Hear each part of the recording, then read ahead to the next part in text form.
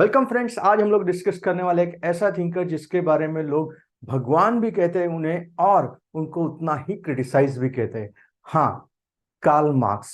Late us discuss in detail. बहुत ही rarely ऐसे होता होगा किसी थिंकर के बारे में कि लोग उसके बारे में बहुत अच्छा भी कहते हैं और बहुत नेगेटिव, मतलब बहुत एक्सट्रीम व्यूज कार्ल मार्क्स के बारे में है। So let us study Karl Marx in a simple language. क्या क्या देखेंगे इस वीडियो में हम लोग?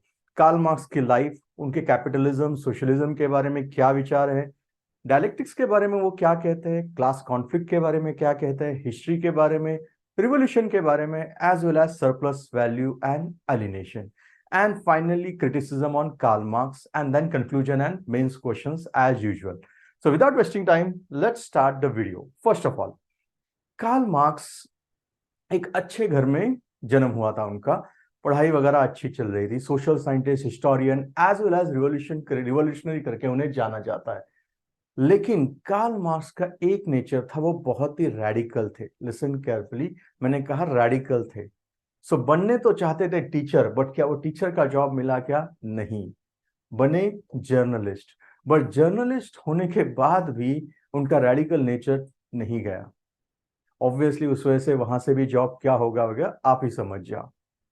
कार्ल मार्क्स क्रिटिकल एनालिसिस करते हैं। किसका? कैपिटलिस्ट सोसाइटी का। कैपिटलिस्ट सोसाइटी का वो बहुत ही क्रिटिकल एनालिसिस करते हैं। और 1842 में कार्ल मार्क्स की मुलाकात होती है फ्रेडरिक एंजल से, और यही से उनके लाइफ में एक बहुत डिफरेंट अप्रोच तैयार होता है। ये दोनों की जोड़ी ने बहुत अच्छा थियरी किया। फ्रेडरिक एंजल्स काफी अच्छे फैमिली से थे, रिच थे, बट एंजल्स और मार्क्स दोनों के विचार काफी हद तक मिलते जुलते थे, जिसके वजह से 1842 के ऑनवर्ड्स दोनों ने काफी हद तक एक साथ काम किया है। तो लेट अस सी क्या क्या किया है। First of all, Karl Marx समझने से पहले कुछ कंसेप्ट समझना जरूरी है, so that it will become more easy. Else बार बार आप सोचोगे कि सर ये क्या होता है, वो क्या होता है। Let us understand. First of all, Karl Marx, मैंने कहा कि उन्होंने कैपिटलिज्म के बारे में स्टडी किया है। वो सोशलिज्म की बात करते हैं, कम्युनिज्म की बात करते हैं। तो एग्जैक्टली है क्या टर्म्स? पहले समझते सीधा सिंपल भाषा में। कैपिटलिज्म, सोशलिज्म, यहां पे मैंने टेबल रखा है। कैपिटलिज्म का सिंपल मतलब होता है जो रिसोर्सेस होते हैं उसकी प्राइवेट ओनरशिप होती है। मतलब resources can be own by private people, private लोगों की ओनरशिप होते हैं, जो सोशलिज्म में नहीं होगा। कैपिटलिज्म का सबसे इंपॉर्टेंट मोटिव क्या होता है? It is always profit. Socialism का प्रॉफिट मेन मोटिव नहीं रहता। कैपिटलिज्म में दो क्लास होते हैं, कैपिटलिस्ट एंड वर्कर्स। तो आप कहोगे कि सर यहां पे दो क्लास लिखे, यहां पे भी दो। यस, वहां पे भी दो ही क्लास होंगे, workers and capitalist.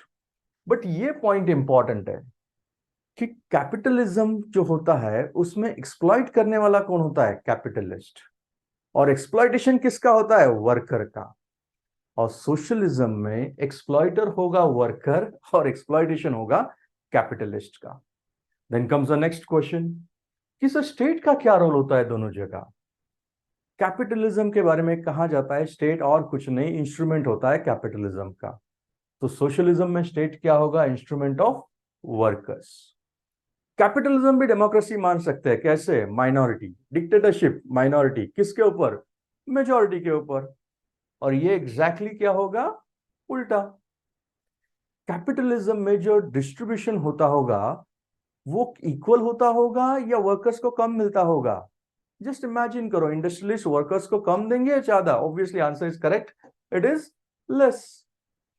Where as socialism में everyone will get as per his ability and his work. ये बहुत इंपॉर्टेंट है। सो आई होप दोनों में से डिफरेंट बेसिक लेवल का तो क्लियर हुआ है। So can I again simplify? Capitalism मतलब प्राइवेट ओनरशिप जिनका मेन मोटिव होता है profit. Then comes the next. Sir आपने और एक वर्ड यूज किया था, कम्युनिज्म। यस। अब देखते हैं सोशलिज्म और कम्युनिज्म। सोशलिज्म में दो क्लास कहे थे मैंने, कौन से दो? वर्कर्स और कैपिटलिस्ट। कम्युनिज्म में कोई क्लास नहीं होगा। सोशलिज्म में हमने स्टेट की बात की थी। यस। कम्युनिज्म में कोई स्टेट नहीं होगा, स्टेटलेस सोसाइटी होगी। इनमें से कि सिर्फ स्टेट का काम कौन करेगा? भाई सिविल सोसाइटी कर सकते हैं, सेल्फ हेल्प ग्रुप कर सकते हैं, वॉलंटरी ऑर्गेनाइजेशन कर सकते हैं, उसकी चिंता मत करो। सोशलिज्म में हमने डिक्टेटरशिप देखी थी, किसकी? प्रोलेटरेट की, वर्कर्स की। यहाँ पे परफेक्ट डेमोक्रेसी मिलेगी आपको। सोशलिज्म में हमने कहा था कि everyone will get as per his ability, communism में as per his need. Then you में से कि सब बेटर कौन सा है? बेटर तो कम्युनिज्म लगता है। सो डोंट थिंक कैपिटलिज्म को हटा के आप क्या लेके आओगे? सोशलिज्म। और सोशलिज्म का एंड आप किस में कर रहे हो? कम्युनिज्म। प्लीज लिसन, कम्युनिज्म आज तक प्योर फॉर्म में दुनिया में कहीं पे भी दिखा नहीं है। So it is considered as a utopia only, आज तक नहीं है। Please. Then comes the next question कि सर स्टेटलेस की बात तो गांधी जी ने भी की थी। यस, दैट्स रीजन ये नेक्स्ट टेबल रखा है कि गांधी जी भी स्टेटलेस की बात करते थे, लेकिन गांधी जी और कार्ल मार्क्स में फर्क थे। क्या?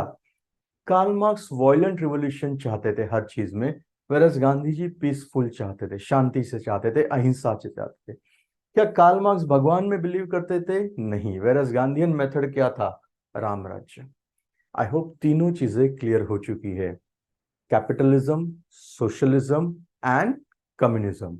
एक प्राइवेट ओनरशिप, प्रॉफिट मोटिव। दूसरा सोसाइटी ओनरशिप, एबिलिटी के अनुसार मिलेगा। और तीसरा स्टेटलेस सोसाइटी, नीड के अनुसार मिलेगा। अगर ये क्लियर हुआ है तो आगे चलते हैं। आगे चल के कार्ल मार्क्स ने कहा कि मेरा थियरी जो है वो प्रैक्टिस है। Now then comes the next question कि सर प्रैक्टिस क्या होता है? लिसन, प्रैक्टिस का मतलब होता है action based on theory and theory based on action. यू में से किसी वर्ड उल्टे किए, listen carefully. Action based on theory and theory based on action मतलब क्या? कोई भी चीज करनी है आपको तो प्रॉपर अंडरस्टैंडिंग के बाद ही करो, हाफ हर्जर्डली मत करो।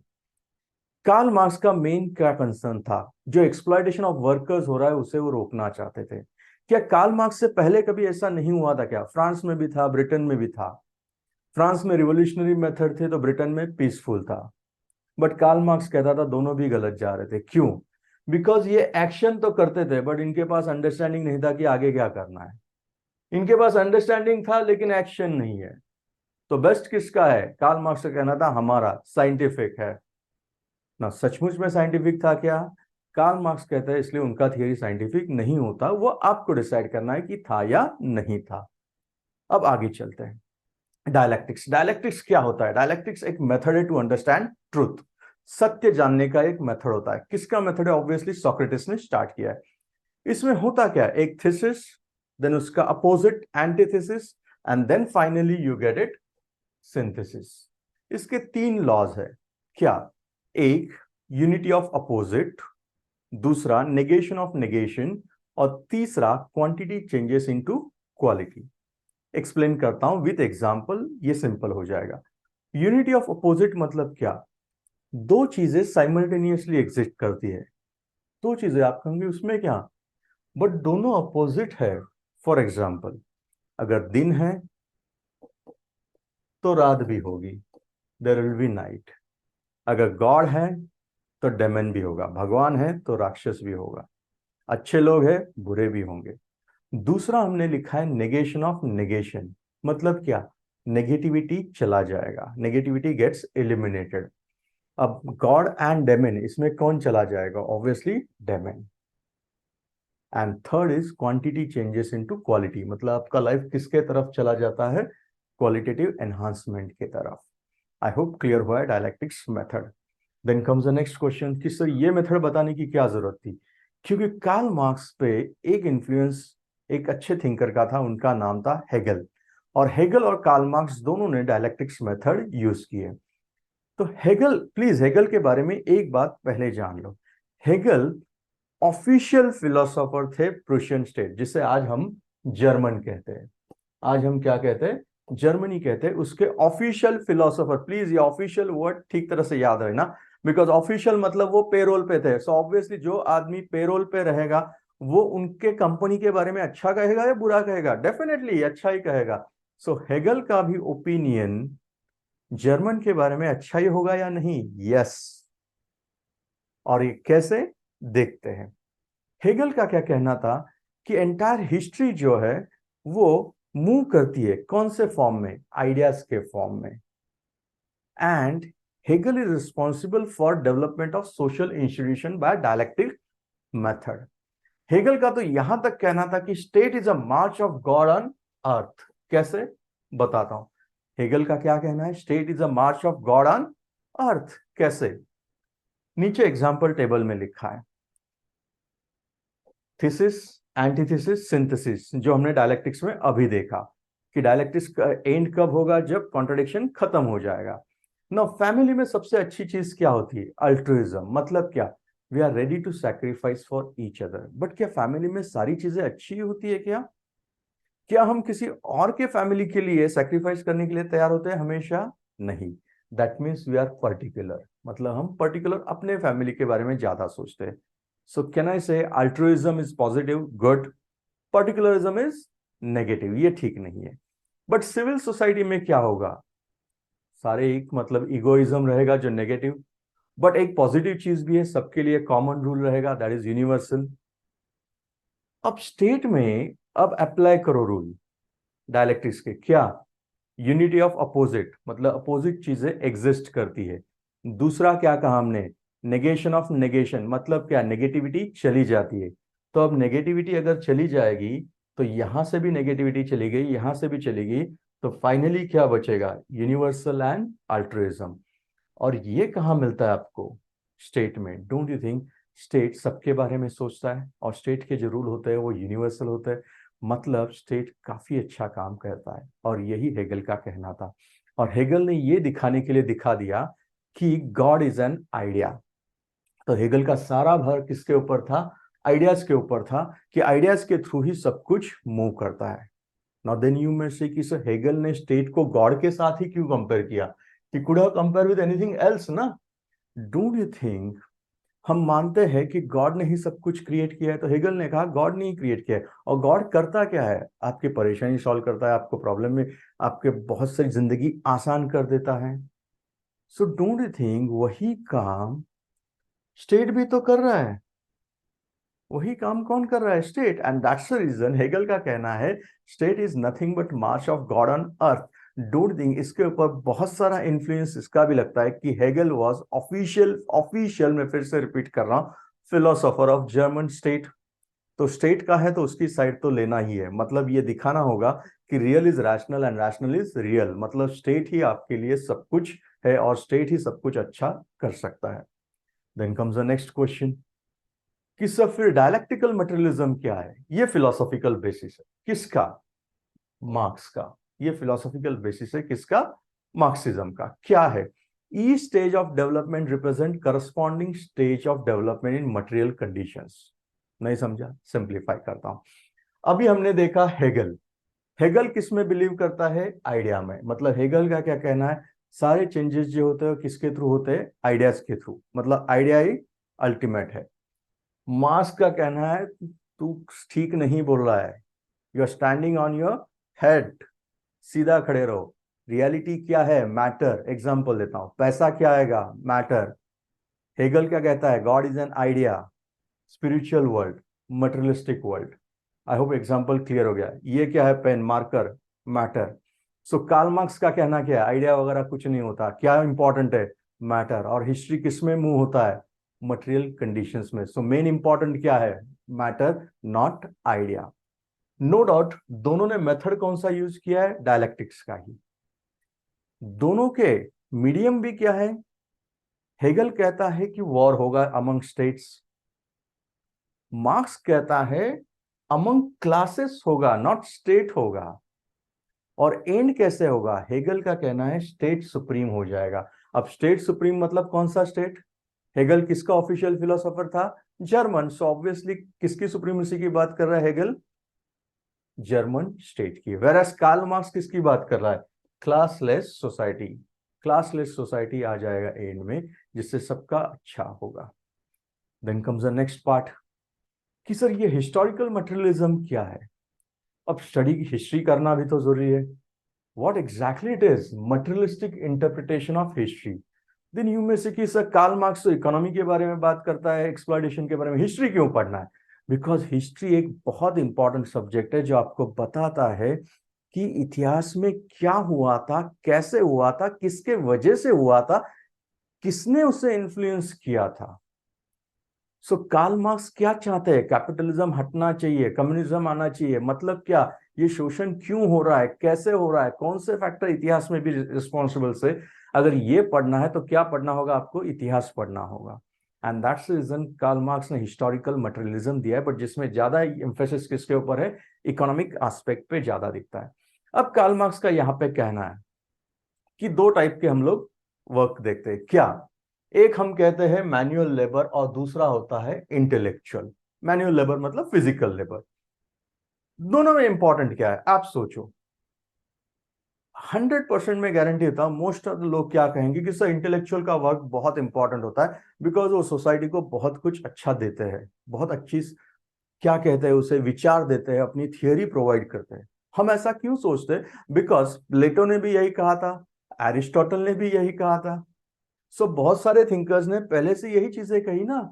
इसलिए कहीं ना कहीं हमें हमेशा लगता है कि इंटेलेक्चुअल जो काम करते हैं वही बड़ा काम होता है भाई, और फिजिकल लेबर को हम वैल्यू ही नहीं देते। कार्ल मार्क्स बोलता है यही गलती किया है। सो कार्ल मार्क्स किसे क्रिटिसाइज करता है? प्लेटो को, एरिस्टोटल को। क्योंकि आप क्या क्रिएट कर रहा है? False consciousness. मतलब क्या? गलत, आपको गलत दिशा दिखा रहा है ये सही नहीं है। क्यों? बिकॉज भाई इतिहास में जाओ, इतिहास में जाओगे और अब ठीक तरह से देखोगे तो इंसान का सबसे पहला चीज क्या होगा? सर्वाइवल होगा या कोई बड़ा थियोरी देना होगा? Obviously your answer will be automatic survival. मतलब क्या, सर्वाइवल के लिए क्या करना पड़ेगा? भाई खाना खाना पड़ेगा। सो डोंट थिंक एक बार हम इंटेलेक्चुअल के थियोरी के बगैर रह सकते हैं, बट क्या खाने पीने के बगैर रह सकते हैं? नहीं रह सकते ना। बट ये समझ में आने के लिए भी कार्ल मार्क्स इंपॉर्टेंट है। तो कार्ल मार्क्स यही बताता है कि भाई इंटेलेक्चुअल नहीं, manual labour is also important.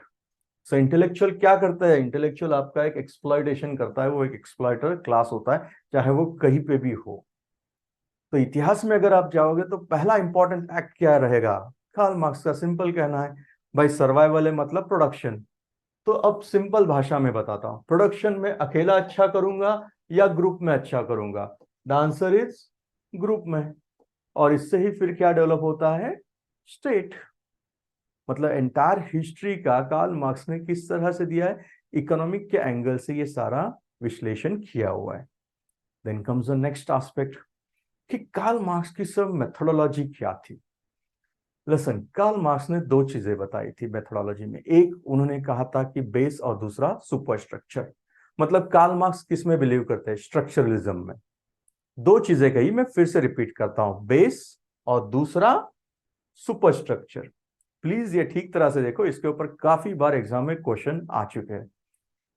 Karl Marx का कहना है जो बेस है वो इकोनॉमिक रहता है, वो हमेशा क्या है? इकोनॉमिक। वेरा सुपर स्ट्रक्चर में उन्होंने क्या इंक्लूड किया है? Family, educational institution, media, church और state. Even state is also included in superstructure. इतना ही नहीं, कार्ल मार्क्स का यहां तक कहना है कि सुपर स्ट्रक्चर का अपना खुद का ऐसा कोई एग्जिस्टेंस नहीं है। बेस बदला, सुपर स्ट्रक्चर बदला। मतलब super structure is nothing but reflection of base only. मतलब इंपॉर्टेंट क्या है? बेस। मतलब कॉपीज क्या करना है आपको? अगर करना है तो बेस कॉपीज करो, ये ऑटोमेटिकली हो जाएगा। और ये सही या गलत ये आगे चल के समझ में आएगा। देन कम्स द नेक्स्ट कि सर कार्ल मार्क्स रिवॉल्यूशन की बात करते हैं, मतलब सरकार बदलना या कुछ और करना? कार्ल मार्क्स जो रिवॉल्यूशन की बात करते हैं उनका कहना है टोटल रिवॉल्यूशन। मतलब सिर्फ छोटा मोटा रिवॉल्यूशन नहीं, टोटल रिवॉल्यूशन। तो इसमें ऑब्वियसली ब्लड लॉस भी हो सकता है। बट कार्ल मार्क्स ने यह भी कहा है कि रिवॉल्यूशन है क्या? It's a midwife of social change. Don't you think no birth without blood? Without blood तो कोई बर्थ हो ही नहीं सकता। सो रिवॉल्यूशन नेसेसरी है। सो इसमें कार्ल मार्क्स बात करता है मोड ऑफ प्रोडक्शन की। ये डायग्राम याद रखो क्योंकि ये एग्जाम के लिए काफी रिलेवेंट है। अब understanding of basic structure. Basic structure हमने देखा था बेस और सुपर स्ट्रक्चर, और बेस में हमने क्या देखा था? Economic factors. कार्ल मार्क्स बात करता है कि मोड ऑफ प्रोडक्शन, ये हर ईरा में इंपॉर्टेंट है। अब इसको तीन इसमें डिवाइड किया मैंने, एक मीन्स ऑफ प्रोडक्शन, दूसरा फोर्सेस ऑफ प्रोडक्शन और तीसरा relations of production. Means of production मतलब क्या? लैंड, लेबर, कैपिटल, ऑर्गेनाइजेशन, ये सारा आएगा। फोर्सेस ऑफ प्रोडक्शन मतलब क्या आएगा? टेक्नोलॉजी वगैरह। एंड रिलेशन ऑफ प्रोडक्शन मतलब क्या आएगा? Owner and non owner. And this is one of the most important. क्यों? बिकॉज डोंट यू थिंक यही बहुत सारी चीज डिटरमाइन करेगा। कैसे? एक बात बताओ मुझे, जिसके पास लैंड है, कैपिटल है, ऑर्गेनाइजेशन है, टेक्नोलॉजी, सब कुछ है, the one who own it, वो क्या बनेगा? हैव। और जिसके पास नहीं है वो क्या बनेगा? Have not. मतलब क्या? एक कैपिटलिस्ट और दूसरा वर्कर। जिसके पास बहुत सारा कैपिटल एक्यूमुलेट होते जाएगा, डोंट यू थिंक धीरे धीरे वो बाकी लोगों का एक्सप्लॉयटेशन करना शुरू कर देगा? तो ये समझना बहुत ही एसेंशियल है, कार्ल मार्क्स समझते तो। नेक्स्ट, कार्ल मार्क्स का कहना है कि अगर आप पूरा इतिहास देखोगे तो पूरा इतिहास is nothing but class conflict. देखना है, टेबल में देखो आप, entire history is nothing but a history of class struggle. किसके बीच में और क्यों? जस्ट नाउ मैंने बताया था, हैव्स और हैव नॉट, क्योंकि एक के पास बहुत रहेगा तो एक के पास नहीं रहेगा। इनइक्वालिटी जितना बढ़ेगा रिवोल्यूशन तो होगा ही। तो कार्ल मार्क्स क्या कहता है? कैपिटलिज्म से ही क्या होगा? रिवोल्यूशन हो जाएगा, और रिवोल्यूशन होके क्या आएगा? सोशलिज्म। और सोशलिज्म इवॉल्व होगा, उससे कम्युनिज्म आएगा। और ये देखने के लिए पूरा इतिहास देखो। मैंने इसमें से प्रिमिटिव सोसाइटी नहीं ऐड किया, प्रिमिटिव फॉर्म ऑफ कम्युनिज्म जहां पे प्रॉपर्टी वगैरह नहीं था तो स्टेट भी नहीं था, वहां पे सब कुछ चल रहा था, ठीक। एंशियंट सोसाइटी देखो आप, एंशियंट हिस्ट्री में देखोगे तो डोंट यू थिंक यहां पे भी दो क्लास थे, डोमिनेंट और डिपेंडेंट, मतलब एक एक्सप्लॉइट करने वाला और दूसरा एक्सप्लॉइट होने वाला। स्लेव सोसाइटी में एक्सप्लॉइटेशन कौन करता होगा? Yes, it is true, master. किसका करता होगा? स्लेव। मिडिवल में क्या हो गया? मिडिवल में लैंड का इंपॉर्टेंस बढ़ गया, फ्यूडल लॉर्ड आ गए। कौन आ गए? Feudal Lord. तो ऑब्वियसली जिसके पास जमीन है वो जमींदार हो गया, तो वो किसका एक्सप्लॉइटेशन कर रहा? सबका। और मॉडर्न इसमें क्या हुआ फिर? साइंस डेवलप हो गया, इंडस्ट्रियल रिवोल्यूशन हो गया, तो एक नया क्लास आ गया जिसे हम कैपिटलिस्ट कहते हैं। और ये कैपिटलिस्ट किसका एक्सप्लॉइटेशन करने लगा फिर? वर्कर्स का। मतलब चाहे एंशियंट हो, मिडिवल हो, मॉडर्न हो, हर जगह पे हमें एक्सप्लॉइटेशन दिख ही रहा है। इसे हम दूसरी तरह से भी कह सकते हैं, stages 1 2 3 4 5 and on. But Karl Marx का कहना है आगे बदल होगा। कैसे? सोशलिज्म आएगा, और सोशलिज्म में क्या होगा? अब दोनों के बीच में क्लैश होगा। किसके बीच में? Capitalist and workers. And capitalist को वर्कर्स क्या कर देंगे? ओवरथ्रो कर देंगे। और किसका राज चलेगा फिर? वर्कर्स का राज चलेगा। मतलब एक्सप्लॉइटेशन किसका होगा? कैपिटलिस्ट का। डोंट डू थिंक एग्जैक्टली उल्टा। इसी को डिक्टेटरशिप ऑफ प्रोलेटरेट भी कहते हैं। इसमें कुछ गलत नहीं है। और यही जब शांति से धीरे धीरे किसमें कन्वर्ट होते जाएगा? कम्युनिज्म। कम्युनिज्म में as I said, communist society मतलब क्या? स्टेटलेस सोसाइटी रहेगा, मतलब everyone will get as per their need. यहाँ स्टेटलेस होगा, सब कुछ शांति से चलता रहेगा, यही एंड रहेगा। और अगर सब कुछ शांति है, सब कुछ ठीक चल रहा है, तो आगे कॉन्फ्लिक्ट होने की जरूरत है क्या? नहीं, मतलब यहाँ पे एंड हो जाएगा। क्लियर हुआ है? नेक्स्ट, जो कभी हुआ नहीं। नेक्स्ट कंसेप्ट जो कार्ल मार्क्स ने बात की है, सरप्लस वैल्यू की। Now what do you mean by surplus value? Surplus value दिखाता है economic basis of Marxism. Marxism का इकोनॉमिक बेसिस दिखाता है। कैसे? कुछ देर पहले हमने डिस्कस किया था mode of production, elements of production. तो उसमें ही डोंट यू थिंक चार एलिमेंट्स होते हैं प्रोडक्शन में बहुत इंपॉर्टेंट। कौन से? Land, capital, organisation and labour. अब ठीक तरह से देखो, land, capital, organisation and labour, इसमें से कौन सा ऐसा एलिमेंट है जो सब कुछ चेंज कर सकता है, या कोई भी नई चीज करना है तो उसमें वो वैल्यू ऐड कर सकता है? सही कहा आपने, इट इज लेबर। मतलब एक ही है जो चेंज कर सकता है। ये तीनों को वैल्यू तभी आएगी जब लेबर उसमें कुछ काम करेगा। मैं रिपीट करता हूं, लेबर करेगा, मतलब इंपॉर्टेंट कौन है? Worker, labour. बट क्या उसे एक्चुअल में मिलता है क्या? एक्चुअल में उन्हें शेयर इन प्रॉफिट मिलता है क्या? प्रॉफिट में शेयर मिलता है? चलो देखते हैं एग्जाम्पल के साथ। से फॉर एग्जाम्पल, एग्जाम्पल देते हैं। आप एक कोई मार्कर या पेन बना रहे हैं, ओके। मार्कर में क्या रहेगा? इसका रॉ मटेरियल का कॉस्ट, लेट अस से एग्जांपल 10 रुपीज। इसमें लेबर चार्जेस रहेंगे से फॉर एग्जांपल 5, मतलब इसका टोटल कॉस्टिंग एक्सेट्रा सारे मिलके हो गया 15 रुपीज। ये हो गया इसका natural price. But does that mean जो ओनर ऑफ द कंपनी है, क्या वो मार्कर 15 रुपए में ही बेचेगा? Not necessary. क्यों? बिकॉज मार्केट कैसे चलता है? Demand and supply. हो सकता है इसका वैल्यू 15 रुपीज हो, बट शायद इसे वो 50 रुपीज में भी बेच दें और बहुत सारा प्रॉफिट बना है। अब ये 35 रुपीज का जो प्रॉफिट है, ये किसके जेब में जाएगा? वर्कर्स के जेब में या फिर ओनर के, कैपिटलिस्ट के? Obviously capitalist. देन यू में से कि इसमें गलत क्या है? क्योंकि अल्टीमेटली जमीन तो कैपिटलिस्ट की थी, इन्वेस्टमेंट भी उन्होंने की थी और ऑर्गेनाइजेशन भी उन्हीं की थी। यस, आप बोल रहे हो वो सही है, बट एक बात बताओ मुझे, क्या लेबर के बगैर ये काम हो सकता है क्या? बट अनफॉर्चुनेटली यहाँ लेबर को वैल्यू नहीं मिलती। लेबर को उतना ही पेमेंट मिलता है सो दैट वो नेक्स्ट डे काम पे आए, क्योंकि लेबर को अगर ज्यादा पेमेंट दे दिया तो हो सकता है कि नेक्स्ट डे वो काम ही ना आए। ऐसा कैपिटलिस्ट सोचते हैं, जो कि गलत है।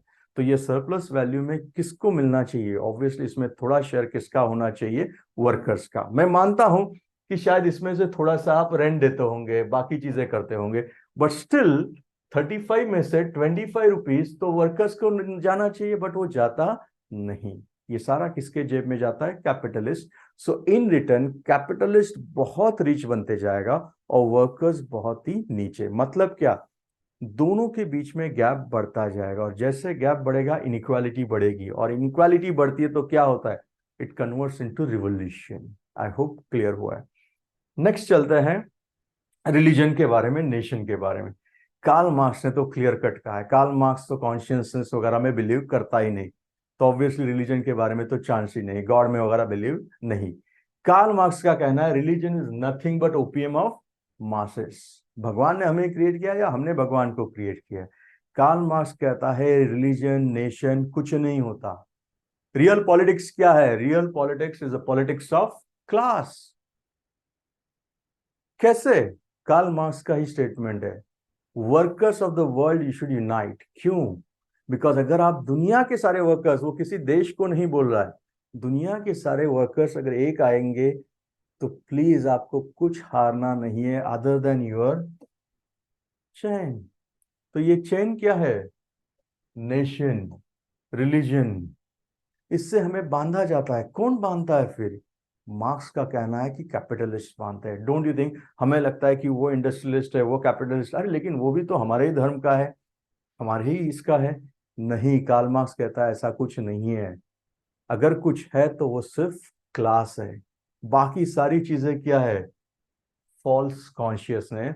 गलत है, ये आपको गलत दिशा दिखाई जा रही है, आपको कॉन्शियसनेस गलत हो रहा है, आप सही सोचो।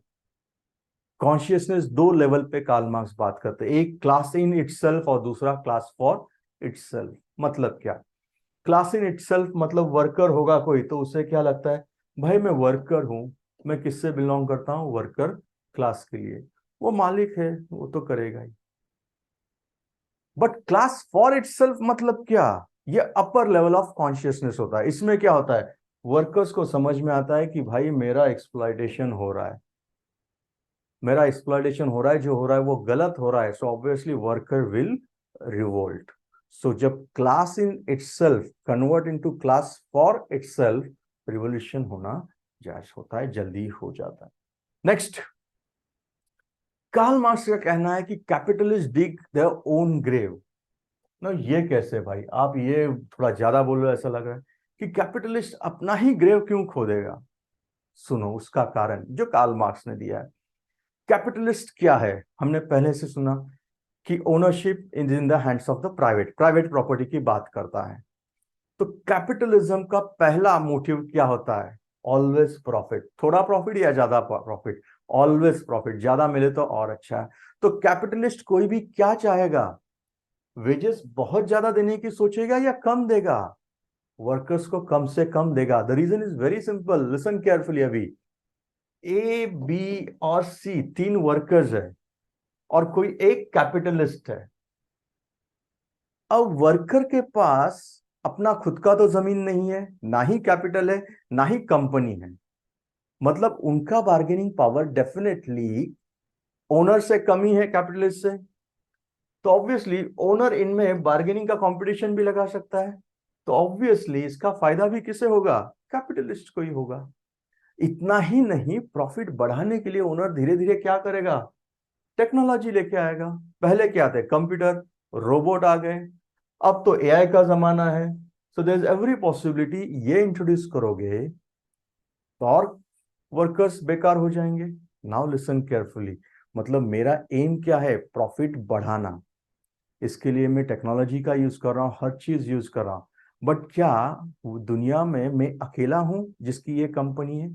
नहीं, नॉट नेसेसरी। से फॉर एग्जाम्पल, एक सिंपल एग्जाम्पल देता हूं। एक्स है, वाई है एंड जेड है। तीनों कंपनीज है। तीनों का इंटेंशन क्या होगा? प्रॉफिट बनाना। इसलिए तीनों भी क्या करेंगे? जहां हो सके उधर लेबर के खर्चे कम, टेक्नोलॉजी का यूज ज्यादा। बट डोंट थिंक ये करते करते उनके प्रॉफिट मार्जिन पे भी अफेक्ट होगा। जिससे क्या होगा? जो छोटे प्लेयर है वो ऑटोमेटिकली चले जाएंगे। बट धीरे धीरे ये एक ऐसी चीज आएंगी कि भाई आप गुड्स तो बहुत प्रोड्यूस कर रहे हो। मतलब क्या? कैपिटलिस्ट गुड्स प्रोड्यूस कर रहा है। गुड्स मतलब माल, वस्तु। वस्तु तो वो प्रोड्यूस कर रहा है, बट भाई खरीदने के लिए सामने वाले के पास पैसा भी तो होना चाहिए। अगर मेरे पास पैसे ही नहीं तो मैं खरीदूंगा क्या? मतलब क्या है? एंड में कैपिटलिस्ट का ही नुकसान होने वाला है। एंड दैट्स रीजन कहा जाता है कि capitalist dig their own grave. मतलब अल्टीमेटली अगर किसी के पास पैसे ही नहीं होंगे, इनइक्वालिटी बहुत बढ़ेगी। जो बाकी कंपनी में काम करने वाले थे वो मिडिल क्लास भी गायब हो जाएगा। सो दो ही क्लास बनेंगे, बचेंगे, एक कैपिटलिस्ट और दूसरा वर्कर। इनइक्वालिटी बहुत।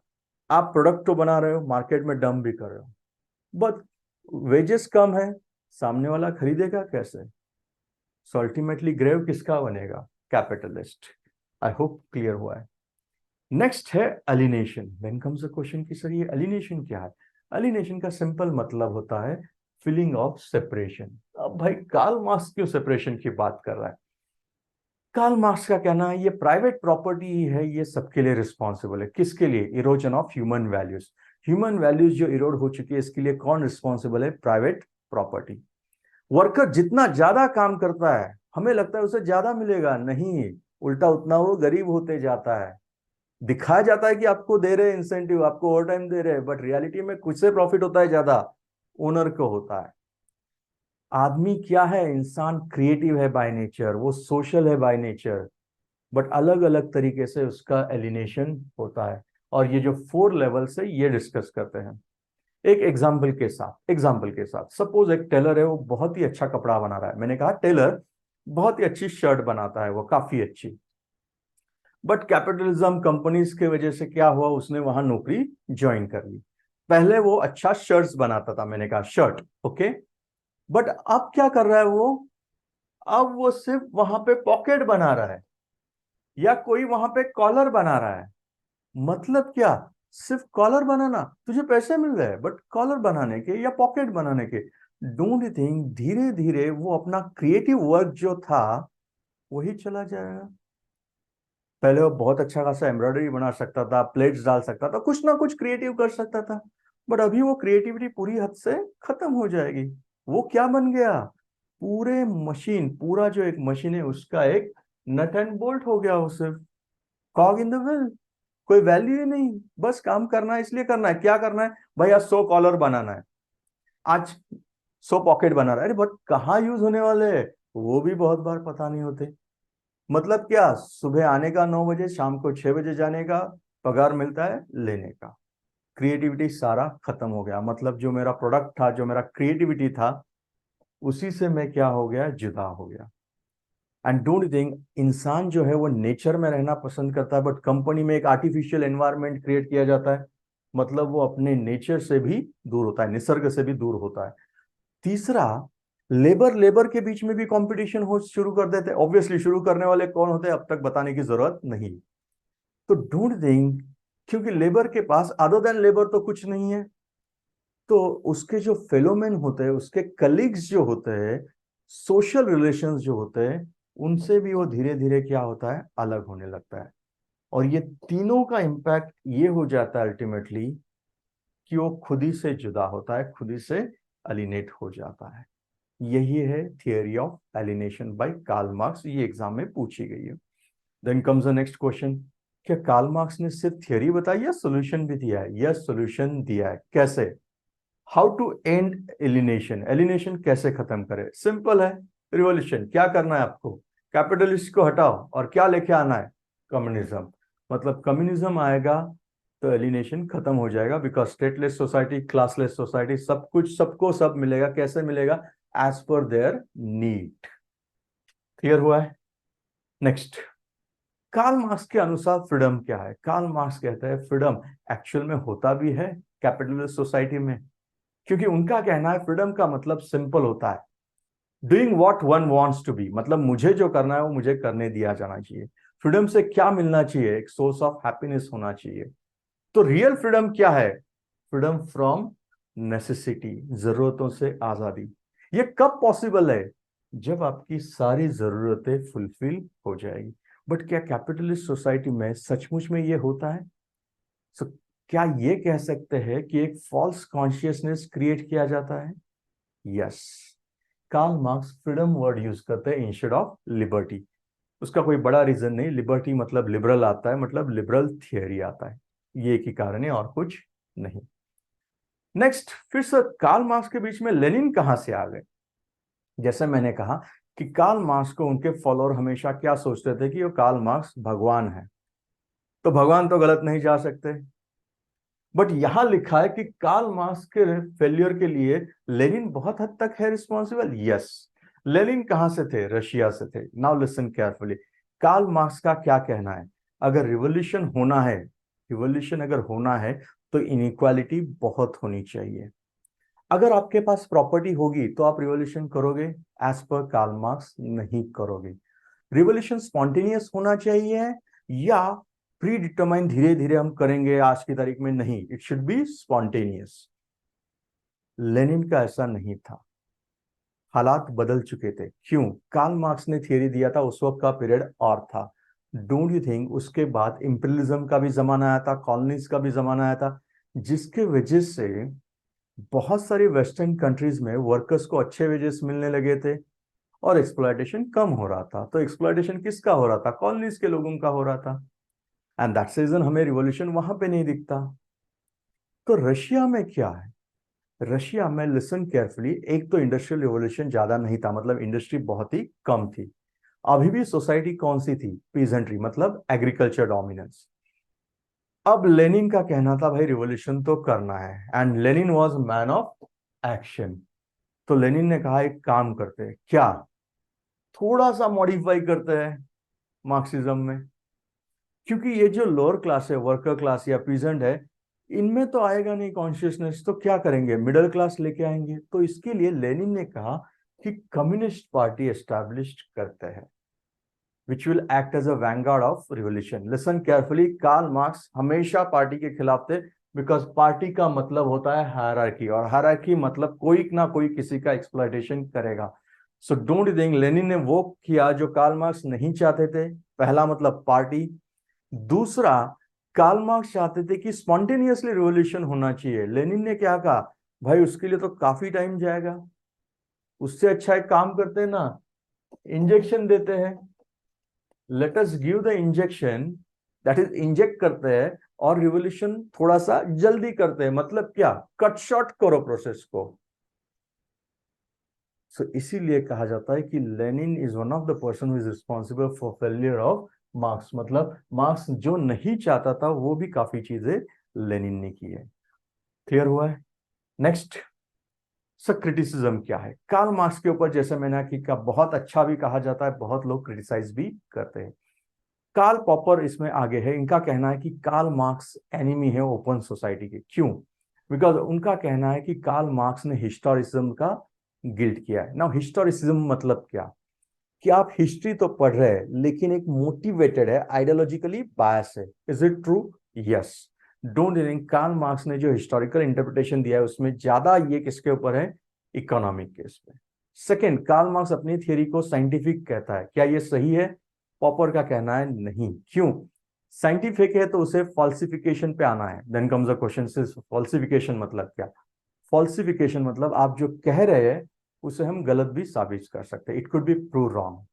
बट क्या क्लोज सोसाइटी जैसे चाइना हो या बाकी सोसाइटीज हो, क्या इनमें ये अलाउ है? नहीं। तो ऑब्वियसली ये सही है। यस। ग्रामसी, जो नेक्स्ट टू मार्क्स जाने जाते हैं, उन्होंने कहा कार्ल मार्क्स को तो भगवान माना जाता था, अब भगवान फेल नहीं हो सकते। तो ऐसा क्यों कहा जाता है कि Karl Marx was a god that has failed? उसका आंसर कहीं ना कहीं ग्रामसी में मिलता है। ग्रामसी ने कहा कि सिर्फ आपने इकोनॉमिक पे ज्यादा इन्फ्लुएंस दिया, इंपॉर्टेंस दिया, सॉरी, कल्चरल फैक्टर्स भी तो कुछ होंगे जो हिस्ट्री में बहुत बड़ा रोल प्ले करते होंगे। एंड दैट्स रीजन उन्होंने अपना जो थियरी है वो मॉडिफाई किया। Base, super structure, but super structure को दो लेयर में लेके आए, बीच में सिविल सोसाइटी और ऊपर स्टेट। और ग्रामसी ने कहा सिर्फ बेस इंपॉर्टेंट नहीं है, सुपर स्ट्रक्चर भी इंपॉर्टेंट है। दैट इटसेल्फ मींस ग्रामसी ने दिखा दिया कि मार्क्स की थियरी क्यों फेल जा रही थी। मार्क्स जो बोल रहा था रिवॉल्यूशन होगा, वो क्यों नहीं हुआ, ये ग्रामसी से हमें आंसर्स मिल जाते हैं। अल्थुसर का कहना है कि भाई कार्ल मार्क्स ने क्या किया है, सारा भर किसके ऊपर दिया है? इकोनॉमिक फैक्टर्स पे। बट रशिया में जो रिवॉल्यूशन हुआ है वो क्या सिर्फ इकोनॉमिक फैक्टर की वजह से हुआ था? वो तो पॉलिटिकल है। मतलब क्या सिर्फ एक स्ट्रक्चर पे इतना डिपेंडेंट होना जरूरी नहीं। तो वेबर का कहना था आपने तो एक सिंगल एंगल से ही हिस्ट्री का एक्सप्लेनेशन दिया है जो गलत है। Then comes the last point. C conclusion क्या? फिर कार्ल मार्क्स गलत थे क्या? नहीं। Listen carefully. कार्ल मार्क्स अगर गलत होते तो बहुत सारी चीजें हमें देखने नहीं मिलती जो आज हमें दिखती है। कैसे? आपको क्या लगता है कि इस वीडियो के बाद कि कार्ल मार्क्स खुद भी चाहता था रिवॉल्यूशन हो, कम्युनिज्म आए? थोड़ा सोचो आप। कभी कभी क्या होता है, थिंकर कहता कुछ है बट वो एक्चुअल में कहना कुछ और चाहता है। नहीं समझा? मतलब कार्ल मार्क्स बातें तो करता है बट क्या मार्क्स का सचमुच में वो इंटेंशन था? क्या सचमुच में कार्ल मार्क्स चाहता था रिवॉल्यूशन हो, दुनिया भर में हो? नहीं हो सकता।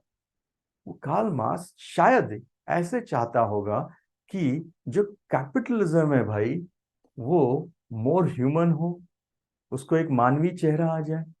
और इसका बेस्ट एग्जांपल लेता हूं, कार्ल मार्क्स की सबसे बड़ी जीत क्या है? Concept of welfare state. ये सोशलिज्म का नहीं है, ये आइडिया कहाँ का है? कैपिटलिज्म लेके आए। क्यों लेके आए? बिकॉज कार्ल मार्क्स का डर, अगर ये नहीं किया तो शायद रिवोल्ट हो जाएगा। मतलब कार्ल मार्क्स को सबसे अच्छा अगर किसी ने समझा है तो वो है western world. Western world capitalist लोगों ने कार्ल मार्क्स को बहुत अच्छा समझा और कंसेप्ट ऑफ वेलफेयर स्टेट लेके आए। सो कार्ल मार्क्स का इंपॉर्टेंस रहेगा क्या? यस, हमेशा रहेगा। इतिहास में इंपॉर्टेंस उनका हमेशा रहेगा। Next last is your mains question, जो एग्जाम में ऑलरेडी आ चुका है, कि discuss the relationship between base and superstructure in Marxist theory, जो डायग्राम हमने ड्रॉ किया था।